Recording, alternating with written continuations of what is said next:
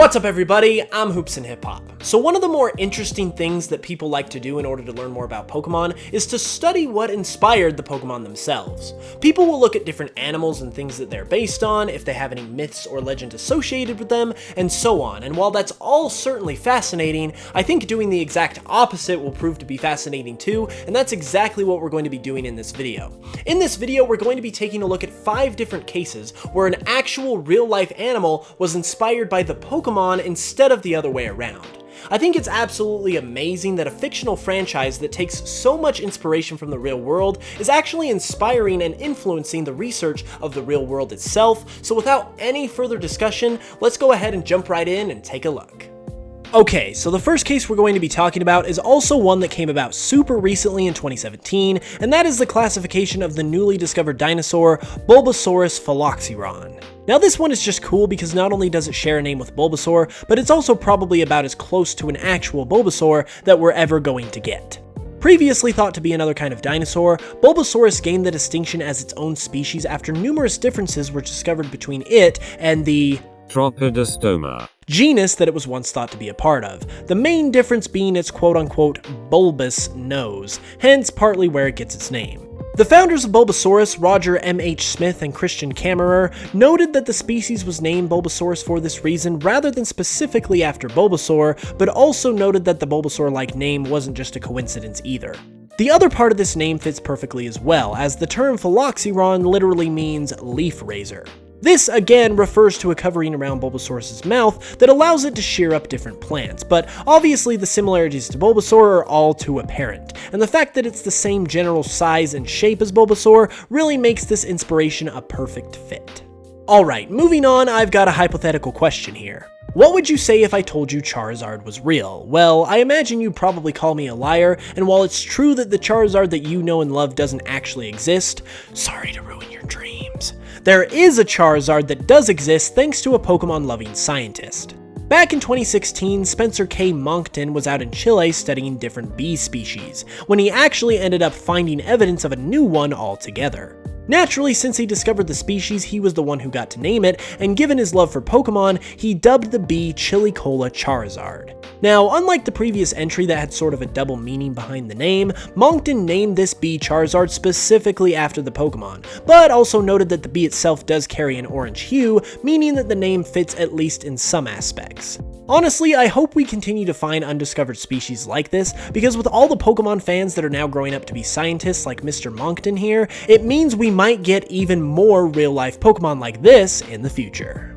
In the middle of the list, we've got another case of dinosaur reclassification, and that would be the dinosaur known as Aerodactylus. Obviously named after Aerodactyl, which was itself inspired by the pterodactyls that it now shares its name with, Aerodactylus was actually discovered back in the 1800s and was thought to be another species of pterosaur altogether before its specimens were re-examined by the scientists Stephen Vidovich and Dave Martill in 2014. Upon re-examination, Vidovich and Martill discovered that Aerodactylus was so distinctly different from the species that it had been labeled as that it warranted a new classification altogether, and thus the name Aerodactylus, after the Pokemon Aerodactyl, was chosen. Like Bulbasaurus, this one is particularly cool because the creature that received this name is also the inspiration for the Pokemon itself, so it's basically like having an actual Aerodactyl in real life. It's probably good that it's extinct though, because I'm sure it would cause a lot of trouble, but the fact that we can say it really existed at one point is awesome, and it's amazing to see Pokemon brought into the real world.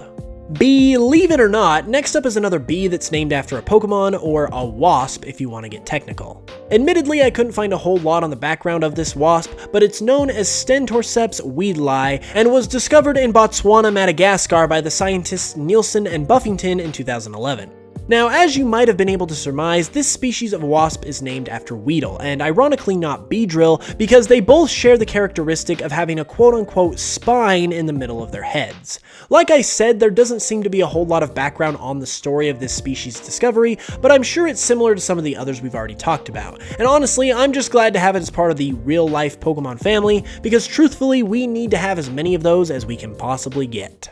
Now, the 5th entry, as it will technically be referred to, isn't one specific animal like the other picks, but rather a few animal-related tidbits that have also been named after Pokemon, so you're actually getting more than 5, so you're welcome.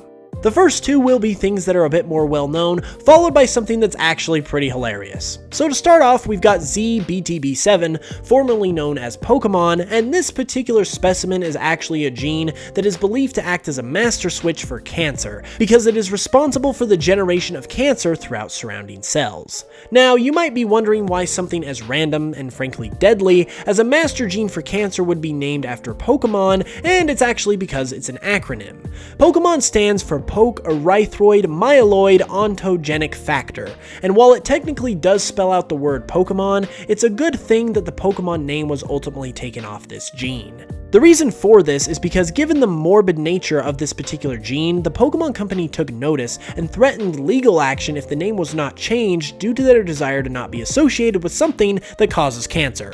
Seems fair. Moving on though, we have another bodily agent that actually does a lot of good for you. This one is a protein known as Pikachurin, obviously named after Pikachu.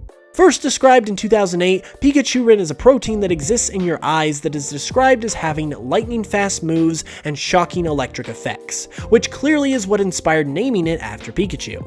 Now, without getting too sciencey, because it gets very sciencey on the Wikipedia page, and frankly, I'm not really smart enough to comprehend all of that, Pikachurin helps you see, which is pretty awesome. It's also believed to provide better visual acuity, which leads the scientists who have been studying it to believe that it could be used to help develop a treatment for various eye disorders, which is awesome in general, but the fact that something that potentially useful is named after a Pokemon just makes it that much better. And finally, we've reached the funny and ridiculous conclusion to the video. While what I'm about to talk about is technically about animals being named after Pokemon, I really just wanted to bring it up because of how ridiculous it is. Back in 2016, when it was the summer of Pokemon Go, a magical and all too insane thing started happening. Baby name tracking site Baby Center began to report a rapid growth in popularity for Pokemon-based names. The name Eevee rose almost 1,400 spots on the website, while the name Onyx, spelled with a Y because somehow that makes it better, rose almost 2,200 spots. Even Ash saw growth in popularity, although Ash is a much more acceptable name than Eevee for your child. I mean, I get that you love Pokemon, we all do, clearly, but Pokemon names for children is just not a good way to express your love for Pokemon, because it makes me wonder about the love you have for your child if you name your baby girl Eevee or Caterpie or something like that. Now, this might not be the ending you guys were expecting for a video like this, but it's the ending you're getting, so deal with it.